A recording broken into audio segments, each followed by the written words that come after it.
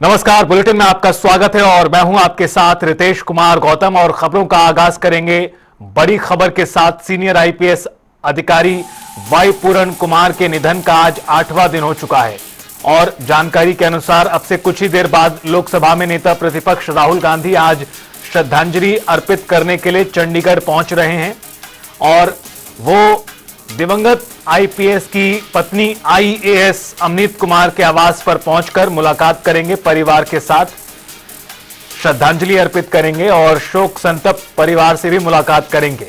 Rahul Gandhi IAS के परिवार से करेंगे बातचीत। आईएएस के आवास पर केंद्रीय मंत्री चिराग पासवान भी जाएंगे आज। तो इस तरह से दो बड़े नेता आज चंडीगढ़ पहुंच रहे हैं। सबसे पहले आपको बता दें कि राहुल गांधी और उसके बाद दोपहर के वक्त चिराग पासवान, केंद्रीय मंत्री चिराग पासवान भी चंडीगढ़ जाएंगे और परिवार के लोगों से मिलेंगे, साथ ही साथ श्रद्धांजलि भी अर्पित करेंगे।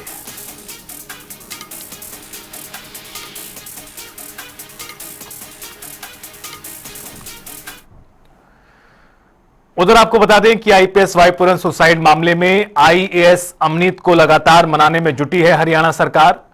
सरकार ने लगातार अधिकारियों की ड्यूटी लगाई हुई है, मंत्री भी जा रहे हैं और संपर्क जो है वो लगातार बना हुआ है। मंत्री और अधिकारी लगातार आईएएस अमनीत से बातचीत कर रहे हैं। इस बीच ये भी आपको बता दें कि केंद्रीय राज्य मंत्री रामदास अठावले ने भी बीते दिन आईएएस अमनीत से बातचीत की थी। वो पहुंचे थे घर और श्रद्धांजलि अर्पित करने के साथ ही उन्होंने कार्रवाई की भी बात कही थी। आईएएस अमनीत के संपर्क में है हरियाणा के मुख्य सचिव अनुराग रस्तोगी। उधर मुख्य प्रधान सचिव राजेश खुल्लर समेत वरिष्ठ अधिकारियों द्वारा भी संपर्क लगातार साधा जा रहा है। आईएएस अमनीत पी कुमार का परिवार अपनी मांगों पर अडिग है। प्रदेश सरकार ने पीड़ित परिवार की कुछ मांगें मानी हैं, कुछ मांगों पर जल्द ही सहमति बनने की संभावना है।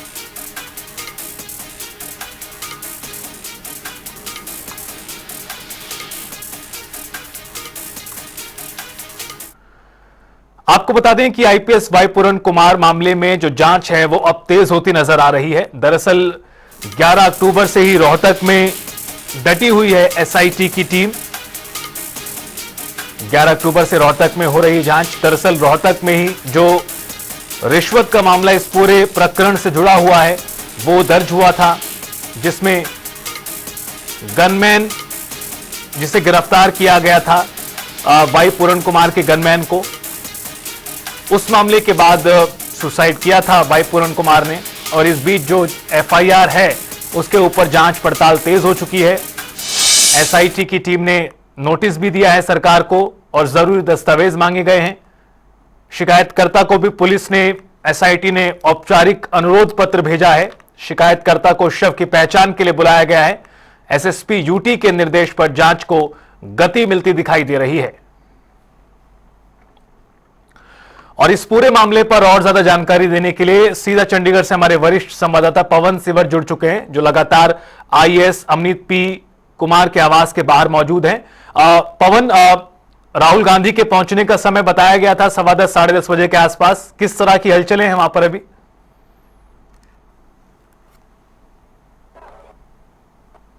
जो आईपीएस अधिकारी वाई पूरण कुमार का बीते मंगलवार को निधन हुआ था और इसके बाद पुलिस ने बाद में जो आधिकारिक तौर पर पुष्टि की थी उसमें यह सामने आया था कि वाई पूरण कुमार ने आत्महत्या की है। यानी अब जो वाई पूरण कुमार की आत्महत्या ने जो कदम उठाया था वाई पूरण कुमार ने आत्महत्या का, उसको आज 8वां दिन है और 7 दिन जो है वो बीत चुके हैं।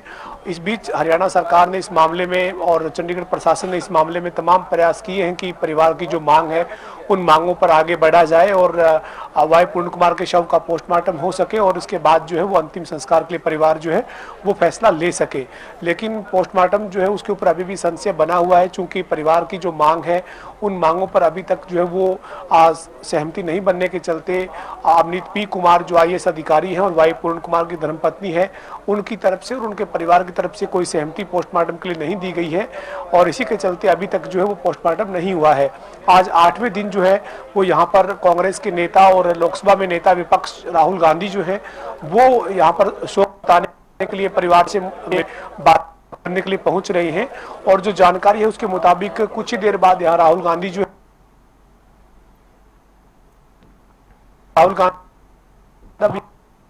वो करीब में अमित पी कुमार और जय सिंह कुमार का जो सरकारी आवास है जैसे 24 चंडीगढ़ में, जहाँ पर राहुल गांधी को पहुंचना है, उसके बाहर मौजूद हूँ। आपको यहाँ की तस्वीर जो है वो दिखाना चाहेंगे कि तरीके से जो है वो यहाँ पर तमाम तैयारी जो है वो की गई है। आज यहाँ पर काफी ज्यादा सुरक्षा के इंतजाम जो है वो किए गए हैं, क्योंकि राहुल गांधी का जो यहाँ का पहुंचने का कार्यक्रम है उसके चलते जो है वो यहाँ पर आप सिक्योरिटी के इंतजाम जो है वो देख रहे हैं किस तरीके से जो है वो स्क्रीनिंग करने के बाद ही हर व्यक्ति को जो है वो अंदर जाने दिया जा रहा है। और राहुल गांधी जो है वो यहाँ पर करीब 10:30 बजे जो है वो पहुँचेंगे, इस तरीके की जानकारी जो है वो मिल रही है। और ये जो तमाम लोग हैं इनके पूरी स्क्रीनिंग करने के बाद ही इनको अंदर जाने की अनुमति जो है वो दी जा रही है। ये तमाम लोग जो है ये यहाँ पर श्रद्धांजलि देने के लिए जो है वो शोक व्यक्त करने के लिए पहुँच रही हैं और इनको एक जो सिक्योरिटी इंतजाम है उसके बीच में से गुजरना पड़ रहा है। और तमाम जो आप आसपास जो देख रहे हैं चंडीगढ़ पुलिस के जो जवान हैं वो तैनात हैं। और हरियाणा का ये जो है वो कोटे का मकान है, सरकारी मकान, तो इसके चलते यहाँ पे हरियाणा पुलिस और हरियाणा के जो सीआईडी के जो कर्मचारी हैं वो भी तैनात है। लेकिन ज़्यादा यहाँ पर जो सुरक्षा का घेरा बनाया गया है वो चंडीगढ़ पुलिस प्रशासन की तरफ से बनाया गया है। और यहाँ पर जो है वो 10:30 बजे के आसपास जो है वो राहुल गांधी पहुँच रहे हैं, इस तरीके की जानकारी जो है वो मिल रही है, चूँकि वो दिल्ली से कुछ देर पहले रवाना हो चुके हैं।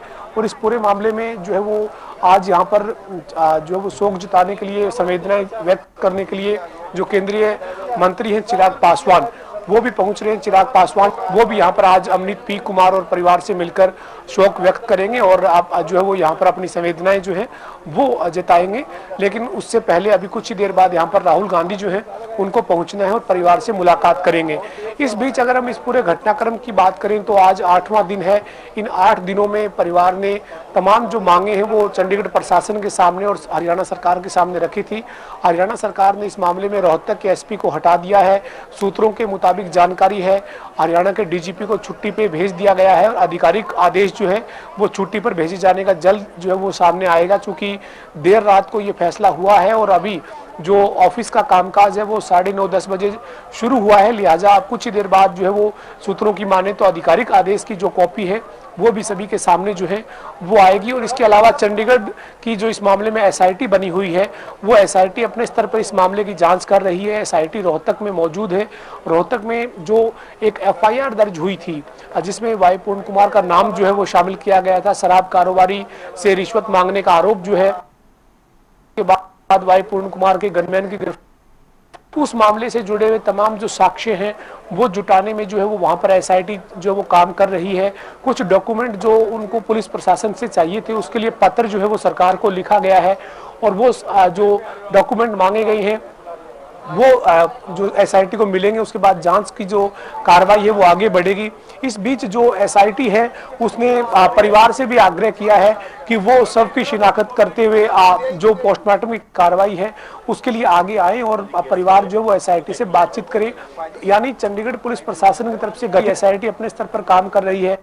चंडीगढ़ जो एसएसपी है उनको एक पत्र जो है वो अमित पी कुमार ने लिखा था कि एफआईआर जो दर्ज की गई है उसमें संशोधन किया जाए। इसके बाद जो है वो एक संशोधन किया गया और SC/ST एक्ट की धारा 32V जो है वो एफआईआर में जोड़ी गई और इसके बाद ही ये एसआईटी जो है वो गठित की गई थी, जो एसआईटी है जो अब पूरे मामले में जांच कर रही है। इसके अलावा हरियाणा के मुख्यमंत्री नायब सिंह सैनी इस पूरे मामले में गंभीरता से जो नजर है वो बनाए हुए हैं। उन्होंने हरियाणा के उच्च अधिकारियों को, जिसमें मुख्यमंत्री के CPS राजेश खुल्लर, मुख्य सचिव अनुराग रस्तोगी, IAS अधिकारी राजशेखर वुंडरू, मोहम्मद साइन, ऐसे तमाम उच्च अधिकारियों को और 2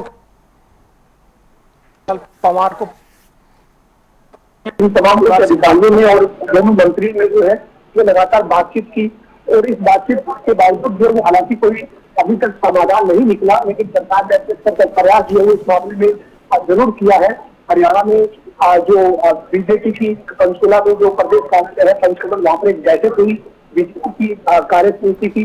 उस बैठक में मुख्यमंत्री नायब सिंह सैनी ने जो वो तमाम जो समिति के नेता पदाधिकारी पहुंचे थे उनके सामने इस मामले का जिक्र करते हुए 2 मिनट का मौन रखकर दिवंगत वाई पूर्ण कुमार को श्रद्धांजलि देते हुए शोक जो है वो जताया गया। हरियाणा के मुख्यमंत्री ने कहा कि जब जापान में इस घटनाक्रम की जानकारी मिली, उस अधिकारियों के डेलीगेशन में भी वाई पूर्ण कुमार के धर्मपत्नी जो आईएएस अधिकारी अमित पी कुमार को मौजूद थी। मुख्यमंत्री ने की सूचना की जानकारी मिलने के बाद वहां पर उनसे मुलाकात की, उनका ढालस बनवाया, उनके साथ 2 अधिकारियों को वापस इंडिया भेजा क्योंकि एक महिला जो है वो इस दुख की घड़ी में अकेले जो है वो ना सफर करे और उनकी हिम्मत और हौसले को बनाए रखने के लिए जो है वो 2 अधिकारियों को भेजा। मुख्यमंत्री से खुद वापस जापान दौरे से लौटे कि मुख्यमंत्री ने जो है वो दिल्ली से जब चंडीगढ़ पहुंची तो एयरपोर्ट से सीधा अमित पी कुमार और उनके परिवार से मिले, उनके घर पहुंचकर अपनी संवेदनाएं जो है वो जताई और परिवार को आश्वासन दिया कि इस मामले में आरोपी चाहे कोई भी है तो उनके खिलाफ सख्त कार्रवाई की जाएगी। तो ये सरकार की तरफ से या चंडीगढ़ प्रशासन की तरफ से तमाम रखने गए प्रयास है जो नजर लगातार आई है।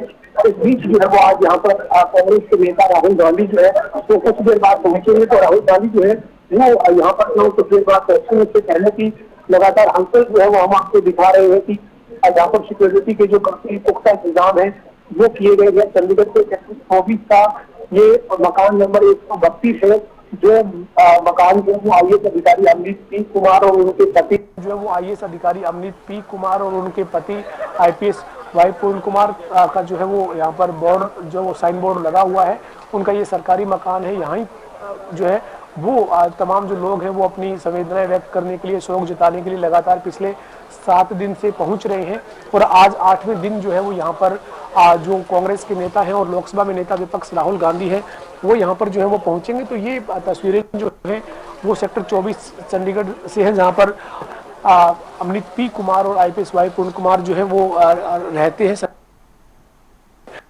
वो यहाँ पर उनका ये मकान जो उनको आवंटित है और इसके अलावा जो निजी मकान उनका है वो सेक्टर 11 जहाँ पर वाई पूर्ण कुमार ने जो आत्महत्या अपने निजी आवास पर उठाया था। और लेकिन यहाँ पर जो है वो तमाम जो लोग बैठने के लिए आ रहे हैं, शोक जताने के लिए आ रहे हैं, अमनीत पी कुमार और परिवार से मिलने के लिए आ रहे हैं, वो इस सरकारी आवास पर आ रहे हैं चूंकि है वो शोक के लिए जो है वो जगह की गई और यही इनसे मौजूद हैं।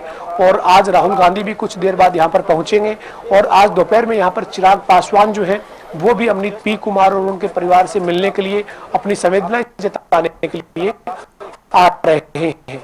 जी बिल्कुल पवन, आप बने रहिए हमारे साथ। इस बीच अपने दर्शकों को ये जानकारी दे दें कि आखिरकार इस पूरे मामले में अभी तक हुआ क्या है, किस तरह से प्रशासनिक कार्रवाई देखने को मिल रही है। रोहतक के एसपी नरेंद्र बिजानिया को तत्काल हटाया गया। स्क्रीन पर सीधा हाथ पर नजर डालिए आप। आईपीएस वाई पूरण सिंह की मौत दुखद है। सीएम सैनी ने प्रमुख बयान में कहा सरकार पूरी जांच कराएगी, दोषी किसी भी हाल में बख्शे नहीं जाएंगे। मुख्यमंत्री के ये कहा गई बातें, विपक्ष ऐसे मुद्दों पर राजनीति ना करे। सीएम ने यह भी कहा था परिवार के साथ अन्याय हुआ है और न्याय सरकार देगी, न्याय दिलाना सरकार की जिम्मेदारी है। सीएम सैनी का यह बयान था। अब इस मामले में प्रशासनिक कार्रवाई की बात करते हैं। रोहतक के एसपी नरेंद्र बिजानिया को हटाया गया। नरेंद्र बिजानिया को अभी तक कोई नई नियुक्ति नहीं दी गई है। रोहतक एसपी नरेंद्र बिजानिया को तत्काल हटाने के बाद बीती देर रात यह खबर सामने आई है सूत्रों के अनुसार कि इस मामले में अब सरकार द्वारा एक और बड़ा फैसला करते हुए डीजीपी को भी छुट्टियों पर भेज दिया गया है। परिवार से बातचीत की जिम्मेदारी किसे सौंपी गई है? मुख्य सचिव के साथ साथ CPS Rajesh Khullar, IAS Mohammad Sain, Rajasekhar Vundru, cabinet मंत्री कृष्णलाल पंवार, मंत्री कृष्ण बेदी, ये तमाम वो अधिकारी और सरकार के वरिष्ठ नेता मंत्री हैं जो लगातार परिवार से बातचीत कर रहे हैं। पूरा घटनाक्रम एक बार देखिए आप, टाइमलाइन। 7 अक्टूबर को आत्महत्या की अपने घर पर। आत्महत्या के दौरान पत्नी अमनीत जापान के दौरे पर थीं। सीएम के साथ सरकारी डेलीगेशन में शामिल थीं। जापान विजिट के में सीएम ने आईएएस अमनीत को 2 अधिकारियों के साथ भारत भेजा। 8 तारीख को लौटी वो। परिवार से मुलाकात की। मुख्यमंत्री ने वापस लौटते ही सीएम सैनी ने विशेष बैठक कर जिम्मेदारी तय की इस पूरे मामले को लेकर। परिवार से संवाद के लिए विशेष टीम भी गठित की गई। 7 अक्टूबर को आईपीएस ने सुसाइड किया था। आज 14 अक्टूबर यानी मंगलवार से दोबारा मंगलवार आ चुका है। काफी कुछ इस बीच घटा है। कई तरह के फैसले हैं, बयान हैं, राजनीति भी साथ साथ है। इसी पर और ज्यादा बातचीत लगातार हम कर रहे हैं। फिर से रुख करेंगे हमारे वरिष्ठ संवाददाता पवन सिवर का।